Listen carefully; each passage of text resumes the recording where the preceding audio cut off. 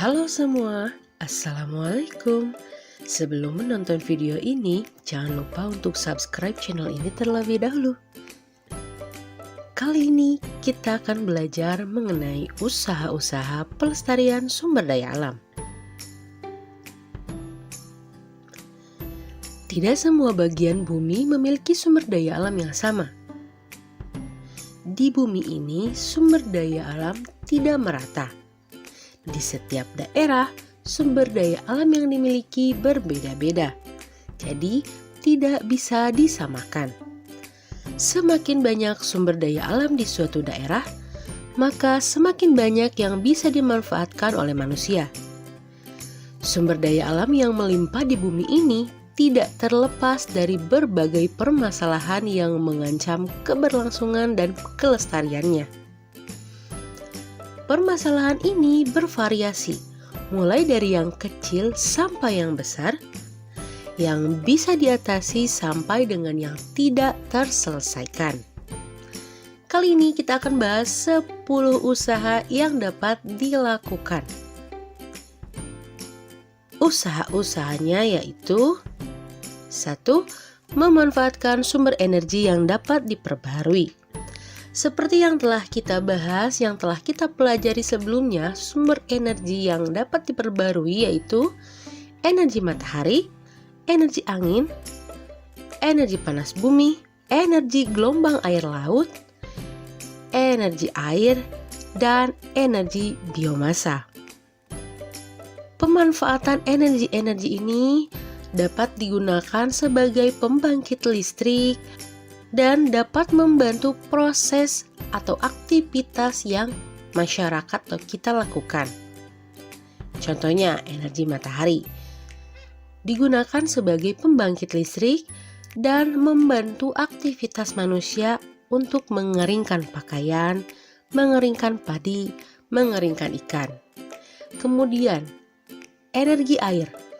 Air digunakan untuk pembangkit listrik dan digunakan pula sebagai kebutuhan manusia dalam memasak, mandi, mencuci, membersihkan rumah, menyiram tanaman, dan berbagai aktivitas lainnya. Kemudian gelombang air laut. Gelombang air laut dimanfaatkan sebagai pembangkit listrik, tapi penggunaannya memerlukan biaya yang cukup banyak, dan gelombang yang ada di laut tidak dapat kita pastikan. Selanjutnya, panas bumi. Energi panas bumi dapat digunakan sebagai pembangkit listrik tenaga uap. Energi angin digunakan sebagai pembangkit listrik tenaga angin dan digunakan oleh nelayan untuk berlayar. Yang terakhir, energi biomasa. Energi biomasa ini dapat digunakan sebagai pengganti bahan bakar, gas LPG, dapat menghasilkan pupuk organik, dan beberapa hal lainnya. Biomasa didapat dari ampas tebu, ampas kelapa sawit, dan beberapa bahan alam lainnya juga. Yang kedua, melakukan daur ulang. Plastik yang coba dikurangi atau di-recycle sehingga tidak banyak terbuang dan mencegah pencemaran tanah, ekosistem pantai, juga ekosistem air laut. Plastik ini harus kita kurangi penggunaannya karena plastik tidak dapat terurai. Maka dari itu kita harus melakukan daur ulang dengan cara yang kreatif. Kita bisa melakukan daur ulang plastik menjadi barang-barang yang memiliki daya jual, seperti tas, tikar, hiasan dinding, hiasan meja, dan beberapa barang lainnya. Selanjutnya, daur ulang kertas. Daur ulang kertas ini harus kita lakukan. Kenapa? Karena pembuatan kertas memerlukan pohon. pohon yang telah ditebang inilah yang diolah menjadi kertas yang kita gunakan.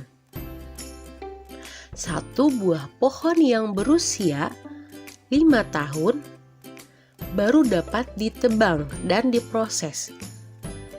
Dan satu pohon ini tidak dapat memenuhi seluruh kebutuhan akan kertas. Karena dari satu pohon hanya menjadi beberapa rim kertas saja. Kalian bayangkan kebutuhan kertas kita atau pelajar di dunia ini sangat banyak. Berapa puluh pohon yang harus ditebang untuk memenuhi kebutuhan kita. Maka dari itu kita harus mendaur ulang kertas menjadi kertas-kertas lainnya atau barang-barang lainnya.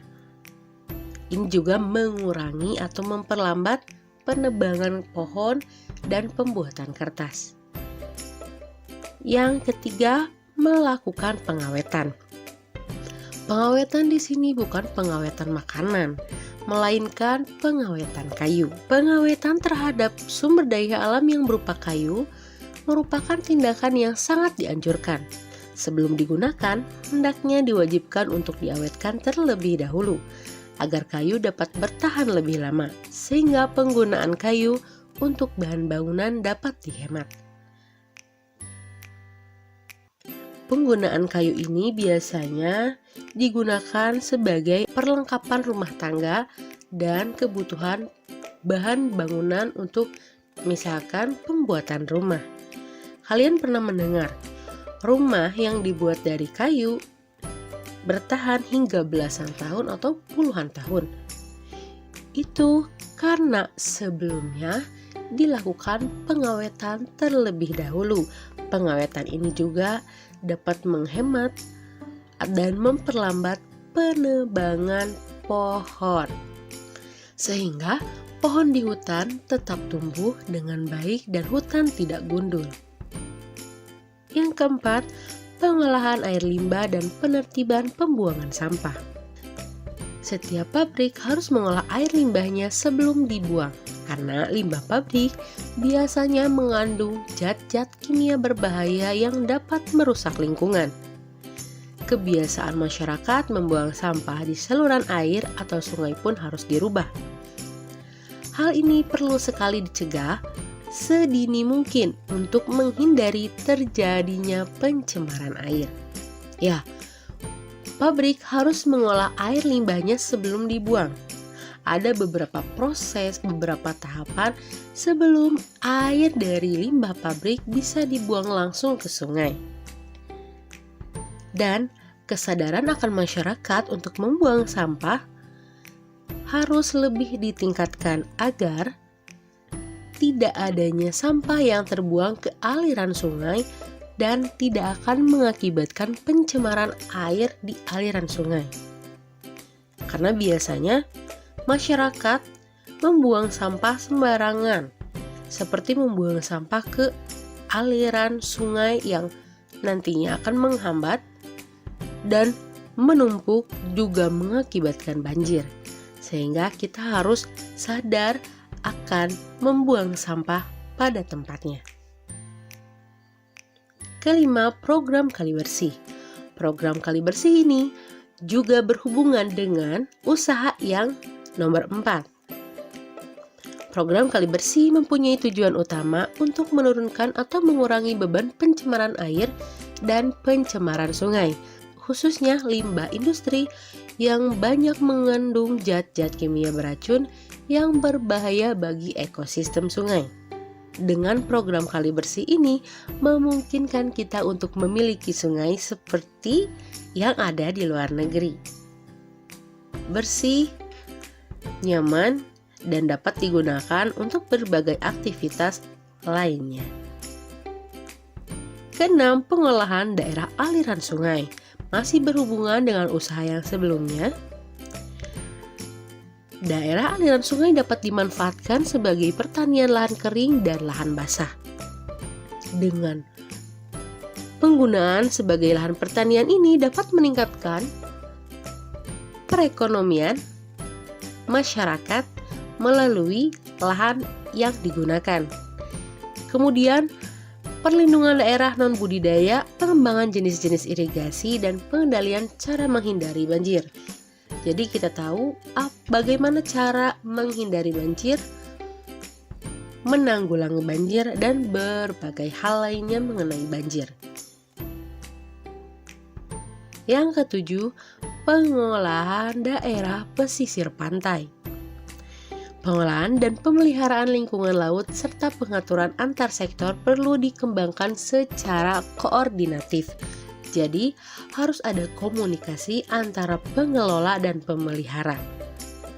Kemudian sumber daya alam yang dapat diperbarui hendaknya digunakan secara hati-hati dengan tetap memperhatikan kepentingan generasi mendatang. Maksudnya, sumber daya alam yang dapat diperbarui juga tetap harus digunakan secara bijaksana, walaupun tidak dapat habis jika digunakan secara terus-menerus, tapi proses agar dapat diperbaharuinya lagi memerlukan waktu, sehingga kita juga harus lebih memperhatikan kepentingan masa yang akan datang. Selanjutnya, sumber daya alam yang tidak dapat diperbarui hendaknya digunakan secara rasional. Harus sesuai dengan kebutuhan, tidak berlebihan dan bijaksana. Agar sumber daya alam yang tidak dapat diperbarui ini dapat dinikmati oleh anak cucu kita atau dinikmati oleh orang-orang di masa yang akan datang. Selanjutnya, kawasan hutan lindung, hutan penyangga, dan sumber budidaya alam harus dijaga dan dikendalikan keberadaannya agar lingkungan pesisir pantai tetap bisa terjaga, tidak terjadi erosi atau abrasi. Yang kedelapan, konservasi ex situ seperti kebun raya, arboretum, kebun binatang, dan akuarium. Kebun raya yang menjadi pusat pengetahuan botani, kawasan konservasi, kawasan pendidikan, dan penelitian. Arboretum yang juga semacam kebun botani yang mengoleksi pepohonan. Kebun binatang yang menjadi konservasi bagi fauna yang dilindungi ataupun terancam punah.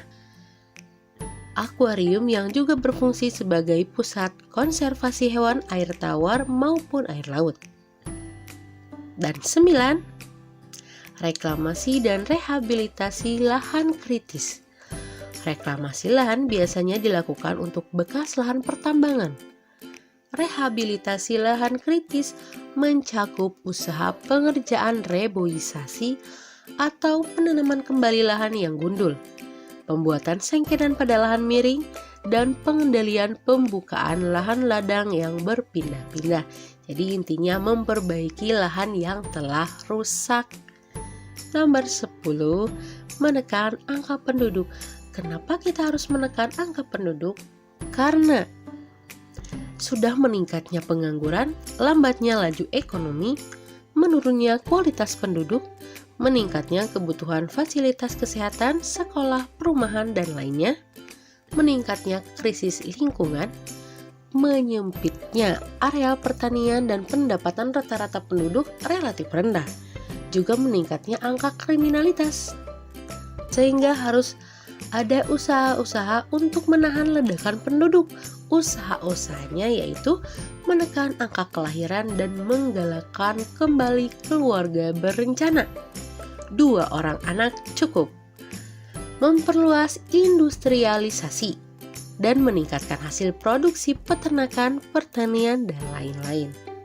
Itulah 10 usaha yang dapat dilakukan untuk melestarikan sumber daya alam. Sekian video pembelajaran kali ini. Semoga video ini bermanfaat.